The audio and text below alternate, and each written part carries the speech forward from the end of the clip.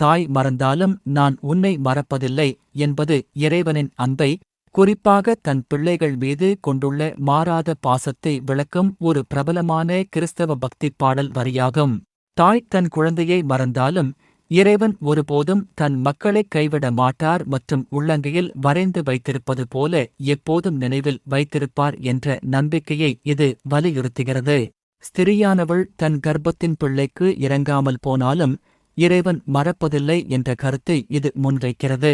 கருப்பொருள்: பெற்றோர் கைவிட்டாலும் இறைவன் கைவிடாதவர் மற்றும் தந்தை தாயினும் மேலானவர்.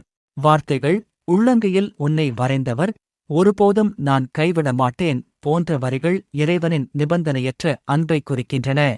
ஒரு இடத்தில் ரியா என்ற பெண் இருந்தார். ரியாவின் தாயாருடைய 50வது பிறந்த நாளின் கொண்டாட்டத்திற்கு நூற்றுக்கணக்கானவர்கள் வந்திருந்த பொழுது, அவளது தாயாருக்கு தலைமகளான ரியா அவளுக்கு அவள் தாயார் செய்த பல தியாகங்களை நினைவுபடுத்திக் கூறினாள். பொருளாதார நெருக்கடியினால் வாழ்க்கை மிகவும் கடினமாக இருந்தது. தகப்பன் இல்லாமல் தனியாக இருந்து பிள்ளைகளை வளர்த்து அவளது தாயார் அவளது விலை மதிப்புள்ள நகைகளையும் பொருட்களையும் விற்று ரியாவை உயர்நிலை கல்வி பயில வைத்தாள். வாழ்க்கை மிகவும் கஷ்டமாக இருந்தபொழுதும் அவளது தாயார் அவளையும் அவளது உடன் பிறந்தவர்களையும் ஒருபொழுதும் கைவிட்டுவிடவே இல்லை.